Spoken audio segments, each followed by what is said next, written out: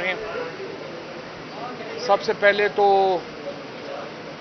میں یہ سمجھتا ہوں کہ آج جو یہاں پر سپریم کورٹ کے اندر ایک اور بہت ہی اہم مقدمہ جو ہے اس کی سماعت کا باقاعدہ آغاز ہوا ہے۔ آج پاکستان تحریک انصاف کے جو وکیل ہیں خواجہ حارث، انہوں نے نیشنل اکاؤنٹیبلٹی قانون کے اوپر جو ترامیم لائی گئی ہیں ان کو جو ہم نے چیلنج کیا ہے اس کے اوپر اپنے دلائل کا آغاز کیا ہے۔ آج جو زیادہ تر پروسیڈنگز رہی ہیں وہ پاکستان میں اکاؤنٹیبلٹی یا احتساب کا جو قانون ہے اس کی جو تاریخ ہے اس کے اوپر مرکوز رہی ہیں کہ کیسے یہاں پر کیسے مختلف حکومتوں کے دوران مختلف قوانین بنتے رہے اور کیسے ہم یہاں تک پہنچے۔ کل سے جو موجودہ ترامیم ہیں انہوں نے احتساب کے عمل کو کیسے افیکٹ کیا اور آئین کے اندر دی گئی لمیٹیشنز کو کس طرح سے بالکل ختم کر دیا، اس کے اوپر دلائل جو ہیں وہ شروع ہوں گے۔ بنیادی مسئلہ جو اس پٹیشن میں ہم نے لے کے آئے ہیں سپریم کورٹ کے سامنے، جو بڑی تصویر ہے وہ یہ ہے کہ پاکستان میں جو ایڈورسوریل سسٹم ہے وہ مکمل طور کے اوپر بیٹھ گیا ہے۔ جو جسٹس سسٹم ہے ہمارا، نظام انصاف جو ہے پاکستان میں وہ مکمل طور کے اوپر بیٹھ گیا ہے۔ اس کی وجہ کیا ہے کہ ہمارا جو سسٹم ہے، جو کامن لا سسٹم جس کو ہم کہتے ہیں، وہ ایڈورسوریل سسٹم ہے۔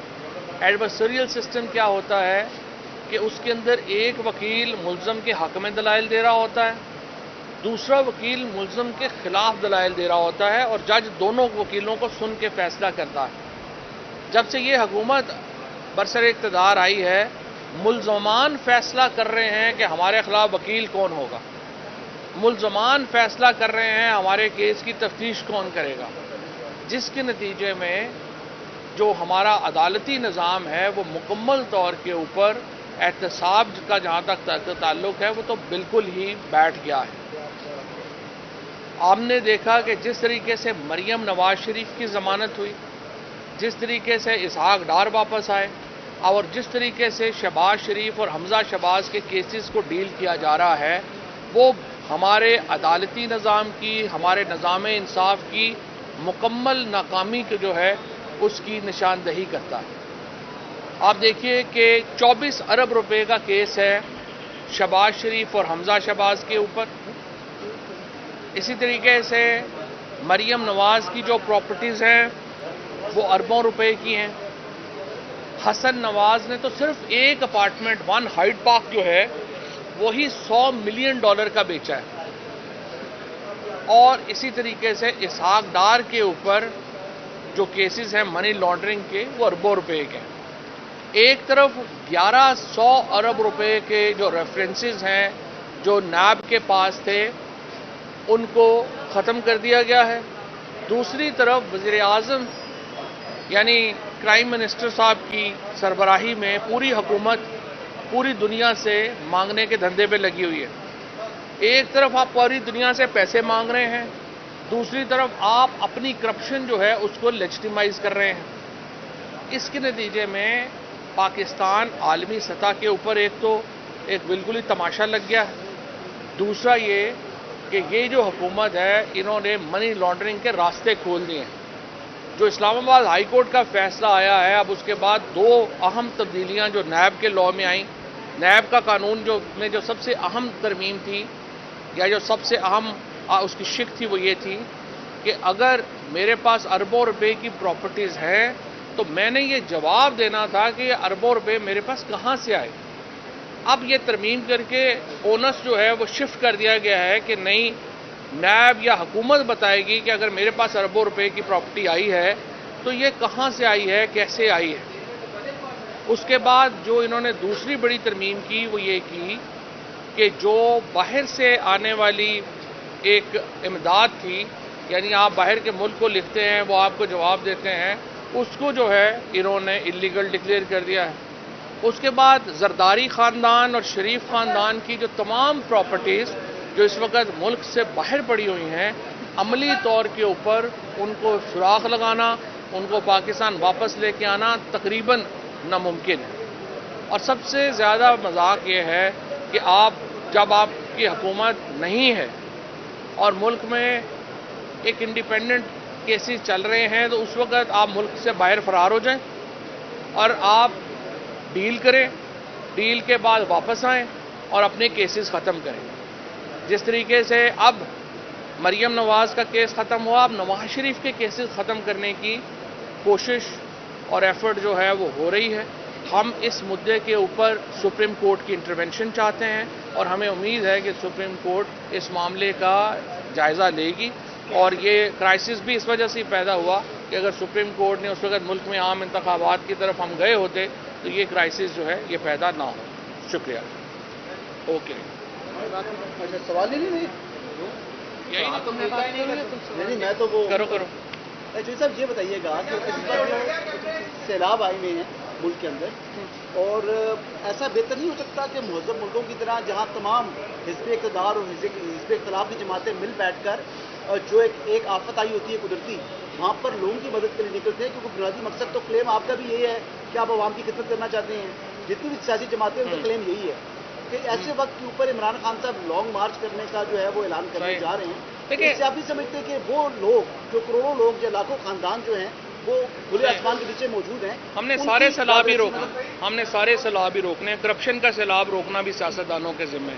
کرپشن کا سیلاب روکنا بھی جو ہے وہ ہماری ذمہ داری ہے. سو یہ جو سیلاب آئے ہیں یا لائے گئے ہیں، ہمیں تو یہ بھی نہیں پتا کہ سندھ میں جو علاقے ڈوبے ہیں وہ علاقے سیلاب کی وجہ سے ڈوبے ہیں یا اس حکومت کی وجہ سے ڈوبے ہیں. کیونکہ آپ دیکھیں سیلاب پنجاب میں تو وہ تباہی نہیں ہوئی، خیبر پختونخوا میں تو وہ تباہی نہیں ہوئی. کیوں ان صوبوں میں تباہی ہوئی ہے جہاں کرپشن کا ریٹ اتنا زیادہ ہے؟ اسی لیے ہم سمجھتے ہیں کہ اکاؤنٹیبلٹی لاز اسی لیے ضرورت ہے.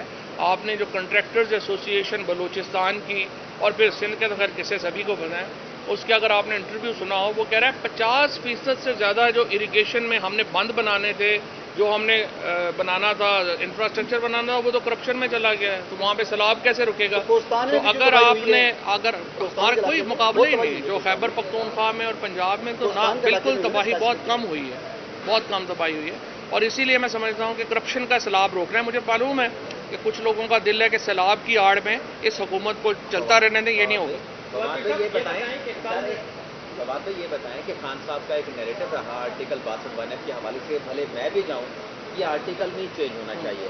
آج جب کورٹ میں آ کے آپ نے کچھ ہمارے صحافیوں کے ساتھ گفتگو کیا، آپ نے کہا کہ یہ قانون غلط ہے، آرٹیکل 62 تبدیل ہونا چاہیے.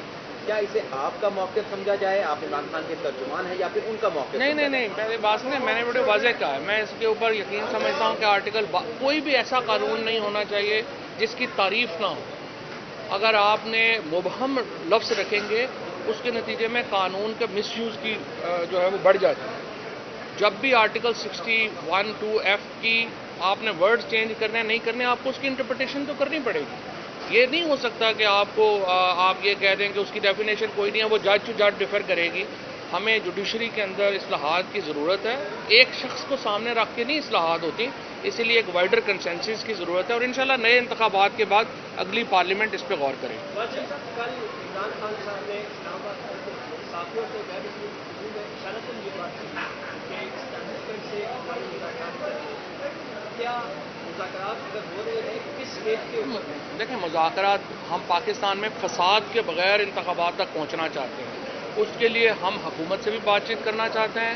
اس کے لیے ہم پاکستان میں جو اسٹیبلشمنٹ ہے اس کا سیاسی کردار ہے. یہ تو بدقسمتی ہے اور سیاسی جماعتوں کا فیلئر ہے کہ وہ اسٹیبلشمنٹ یہاں پہ اس کے رول آف گیم ہے ہی نہیں ہے.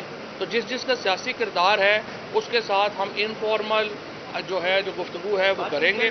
اور ہم یہ سمجھتے ہیں کہ فساد کے بغیر ہمیں انتخابات تک بڑھنا چاہیے.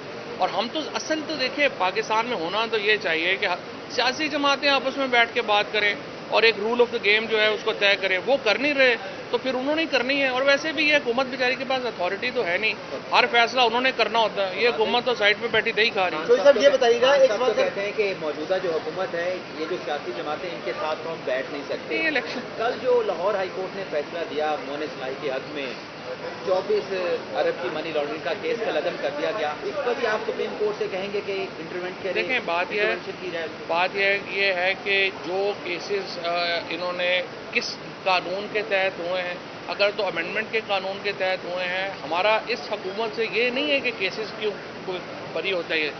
پرابلم یہ ہے کہ آپ مخالف وکیل بھی آپ لگا رہے ہیں, انویسٹیگیشن بھی آپ کر رہے ہیں.